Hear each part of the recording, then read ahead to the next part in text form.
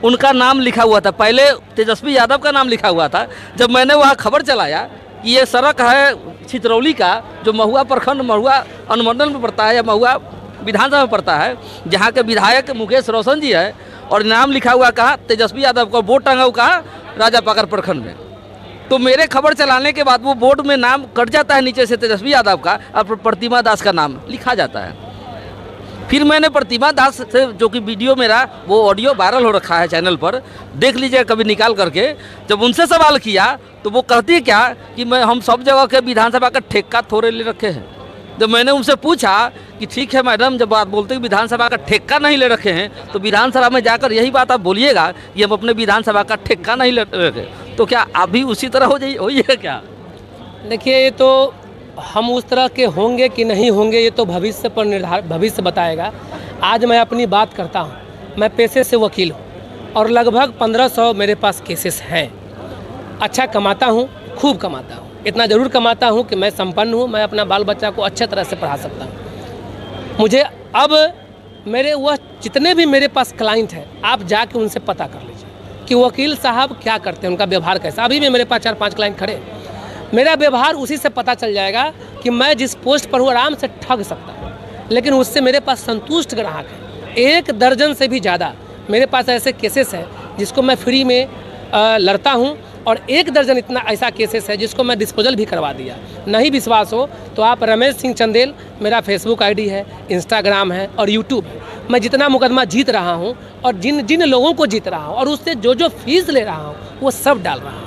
तो मैं तो अपना समाज सेवा शुरू कर दिया, मुझे पद की ज़रूरत नहीं है और मैं करते रहूँगा। लेकिन अभी जो मैं सेवा कर रहा हूँ उसके बदला में मुझे पैसा लेना पड़ता है, मुझे अखरता है। गरीब लोग सूद पर लेके आते हैं, कर्ज लेके आते हैं और मुझे देते हैं। मेरा भी लेना मजबूरी है। मैं अपना बच्चा को पढ़ाता हूँ और जो सिस्टम में जो लोग बैठे हैं वो बिना इसके काम करते नहीं हैं, तो मुझ पर पैसा लेना मेरी मजबूरी है। मैं चाहता हूँ कि मेरे पास ऐसा पद हो जो लोग मेरे पास से निराश होकर नहीं जाए, और मैं अपने जीवन को अपने लोगों के लिए समर्पित बनाना चाहता हूँ, और इससे ज़्यादा मैं कुछ नहीं। अंत में कुछ और कह के जाइए अपने लिए, जो जनता आपको क्या करेगी? मैं हाजीपुर की ही बात करूंगा, पूरे बिहार की बात करने की मेरी औकात नहीं है। मैं छोटे परिवार से आता हूं, छोटा लोग हूँ। परिवर्तन के तरफ मैं एक कदम बढ़ाया हूँ।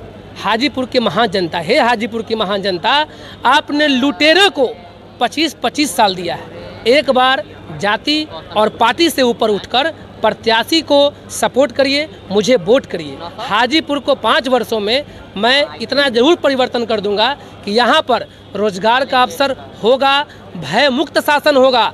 बीच मुख्यालय में आकर कोई किसी को गोली मारकर नहीं जाएगा, और यदि बीच मुख्यालय में कोई किसी को गोली मारकर चला गया तो गोली मारने वाला को भी गोली मार दिया जाएगा। और स्वास्थ्य व्यवस्था की मैं बात करूं तो इतना अच्छा स्वास्थ्य व्यवस्था जरूर दूंगा कि कम से कम कुत्ता काटने पर 6 साल के बच्चा को मोनोसेफ 1 ग्राम देने की जरूरत नहीं पड़ेगी।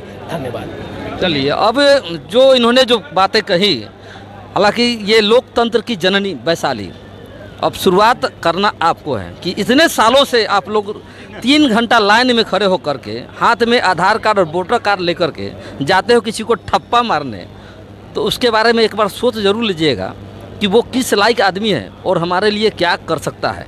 वो कुछ जानता भी है या नहीं जानता है। तो ये निर्दलीय खड़े हुए हैं, तो निर्दलीय में एक बार करके देख लीजिए, आगे देख, क्योंकि विधायक कोई भी हो, दल का हो या निर्दलीय हो, जो फंड उसको आना है सरकार से वो उसको आना ही है, वो कोई रोक नहीं सकता है, ये कोई बहाना नहीं बना सकता है। अब मैं लास्ट में ये भी कहना चाहूँगा, मैं अपने बारे में बताता हूँ। कम से कम 10 थाना अध्यक्ष ऐसे हैं जिस पर मैं FIR कर दिया हूँ। मैं वकील हूँ और मेरा क्लाइंट FIR किया, जिसमें अंतिम जो FIR हुआ है राघोपुर थाना अध्यक्ष संजीत कुमार पर, उसके बारे में सुन लीजिए। मेरे क्लाइंट को उसके विरोधी के सामने, उसके विरोधी के कहने पर थाना पर बुलवाया गया और दूध तबरा खींच के मारा गया, गाली दिया गया और जबरन उसके आवेदन पर यह लिखवा लिया गया कि मेरे ज़मीन पर तीसरा पर्सन घर बनाएगा, मुझे कोई आपत्ति नहीं है। वह व्यक्ति रो रहा था मेरे समक्ष, मैं वो FIR किया, थाना कंप्लेन केस 156 सब क्लॉज 3 में दाखिल किया और 3 साल के केस लड़ने के बाद उस पर अभी राघोपुर थाना अध्यक्ष पर केस चल रहा है। कम से कम 1 दर्जन केस ऐसे हैं।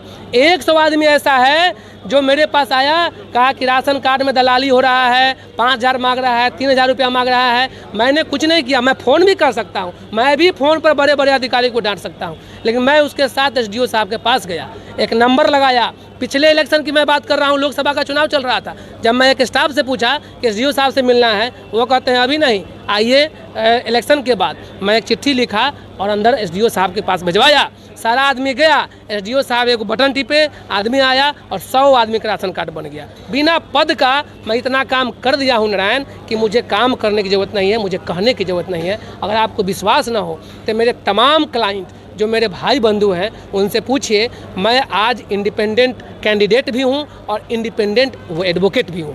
मैं कभी भी 10 वर्षों से प्रैक्टिस कर रहा हूं, किसी सीनियर के अधीन नहीं काम किया, लेकिन सीनियर से मार्गदर्शन जरूर लिया।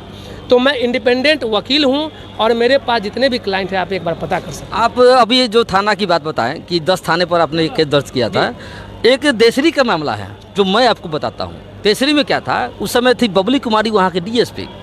10-12 लोगों के घर, पहले तो 6 लोगों को घर से उठाया, उसमें 3 महिला थी, 1 महिला 2 लड़की और बाकी उसका भाई वगैरह 6। और रात में जब उस थाने पर जो उसके परिजन पता करने गए कि हमारे घर से क्यों थाना लेके चली आई, तो उसमें से और कुछ लोगों को गाड़ी सहित बैठा लेता है। गाड़ी सहित 3 बजे भोर में बैठा लेता है, दिन भर रखता है, रात भर रखता है और कल हो करके तब उसको वहाँ से रिलीज करता है। और FIR में क्या लिखता है, मैं बबली कुमारी यह बयान 4 बजे यह बयान अंकित कर रही हूँ। 4 बजे सुबह या शाम, ये अंकित नहीं करती है। 4 बजे यह बयान अंकित कर रही हूँ, फलाना फलाना बहुत कहानी बनाया। 5-6 पुलिसकर्मी का उसमें नाम लिखा हुआ बजाबते से, उसमें लिखता है कि 5-6 पुलिसकर्मी को लाठी डंडा से हमला कर गंभीर रूप से जख्मी कर दिया। इसके लिए भी मेरे पास काट है। आप जो बोले, मेरे पास 5-7 राघोपुर थाना का ऐसा केस है, 10 के संख्या में बिद्दुपुर थाना का केस है, सराय थाना का केस है और लालगंज थाना का केस है, करताहा थाना का केस है। और एक एक केस नहीं, बच्चा को घर से उठाता है, चूँकि नाम करना होता है SP साहब को, घर से उठाकर उसको निरुद्ध रखता है, प्रेजेंस से नहीं मिलने देता है, 10 दिन उसको पीटता है, 5 दिन पीटता है, 4 दिन पीटता है और पीट के एक कन्फेशनल तैयार होता है कि मैं यहाँ लूटा, यहाँ लूटा, यहाँ लूटा, यहाँ लूटा, और लगभग 1-8 दर्जन केस में उसको। अभी सुनिए सर, अभी वो पूरी बात आपने सुना नहीं है। जब वो थाना का जो मैंने रिपोर्ट पढ़ा और शाम को SP साहब जो प्रेस विज्ञप्ति जारी करते हैं, तो उसमें क्या लिखते हैं, इसमें लिखता है लाठी डंडा से हमला कर गंभीर रूप से जख्मी कर दिया। नाम लिखता है सभी सिपाही, BMP जवान फलाना कुमार, TLC जवान चिल्ला कुमार, जो भी लिखता है। और SP साहब शाम को जो लिखते हैं उसमें प्रेस विज्ञप्ति, वो विज्ञप्ति में भी मेरे पास में है, मोबाइल में भी है, मैंने वो खबर भी चलाया कि उसमें लिखता है कि हाथापाई के क्रम में 2-3 पुलिसकर्मी आंशिक रूप से घायल हो गए। थाना प्रभारी लिखता है गंभीर रूप से जख्मी हो गए, SP साहब लिखते हैं आंशिक रूप से जख्मी हो गए। दूसरी बात, और जब वो गाड़ी जब्ती सूची बनाते हैं तो जब्ती सूची में किसका नाम है, वही गंभीर रूप से जख्मी व्यक्ति का नाम है। अब बताइए, जो गंभीर रूप से जख्मी है वो जब्ती सूची बनाने के लिए थाने में बैठा रहेगा या अस्पताल में इलाज करवाएगा? ये तो दिन रात हम यही खेल खेल रहे हैं। ये घर पर सब लिखता है, कहीं कोई लिखता नहीं है, और किसी भी केस में कोई स्वतंत्र विटनेस नहीं होता है, चूँकि थाना पर खानापूर्ति होता है। इसके लिए मैं सब तो नहीं, पुलिसकर्मी 95% ही भ्रष्ट है, 5% सही है, तो 5% को मैं हटा दूं तो अब पुलिस के विरुद्ध विद्रोह करने की ज़रूरत है। यदि पुलिस आपको वर्दी वर्दी फाड़ने का केस करता है तो आप अपने बच्चा से पुलिस के पर रेप केस करा दीजिए कि भाई पुलिस को अश्लील वीडियो दिखा रहा था, पुलिसकर्मी फलामा 10 को, और हम विरोध करने गए तो हमको मारा पीटा और झूठा केस कर दिया। यानी झूठा केस का झूठा केस जवाब होना चाहिए। अब यदि आपको गाली देता है, रे कहता है, तो आप भी पुलिस को रे कहिए, आप कहिए तो शुरू कीजिए, उसको औकात दिखाने का समय आ गया है। नहीं तो सारे बच्चे निर्दोष दारू के केस में, गांजा के केस में, चरस के केस में जेल में रहेंगे। नहीं तो हमारा अभी 80% बच्चा बिहार का सूखा जहर पी रहा है और सारा बच्चा 15 साल से 25 साल की उम्र का है। 15 से 25 साल के बच्चा जो है कोटा ढुलका हुआ पी के सूतल है। आप इतना गिरफ्तार कर रहे हैं तो कोटा ढुलका हुआ कहाँ से मिल रहा है? हमारा वो जो सारा बच्चा है वह बिहार नामर्द हो जाएगा, सबका पत्नी भाग जाएगी, सब मर जाएगा और बूढ़ा बूढ़ा बाप को वह दिन आने वाला है कि जवान बेटा के 100 को कंधा पर उठाना पड़ेगा। ये काम कर रहा है, वो दूसरा के केस में निर्दोष को जेल में भेज रहा है और कोटा बेचवा रहा है, दारू बेचवा रहा है, ड्रग्स बेचवा रहा है। मैं तो कहता हूँ कि अविलंब बिहार में शराब चालू होना चाहिए, नहीं तो सारा ड्रग्स पी के मर जाएगा हमारा बच्चा। बिहार में शराब बंद है लेकिन घर घर शराब मिल रहा है और शराब के बदला में आप जाइए, आप दूसरा जगह हाई प्रोफाइल इलाका है सोनपुर का जो रैंप बना है नदी के किनारे, आप जाइए, बच्चा लोग छोट बच्चा वो सोल्यूशन लेके सूंघ के मस्त रहता है। वो हमारा बच्चा भविष्य में जा रहा है बिहार। मैं डर रहा हूँ कि मेरा बच्चा यदि उस पर थोड़ा सा भी हम केयरिंग नहीं किए, थोड़ा भी देख रेख नहीं किए तो वो भी कोटा पीने लगेगा। उस दिन तो हमारे लिए मर जाना अच्छा रहेगा। हम अपने सामने बच्चा को मरता देख सकते हैं। क्या हो रहा है बिहार में?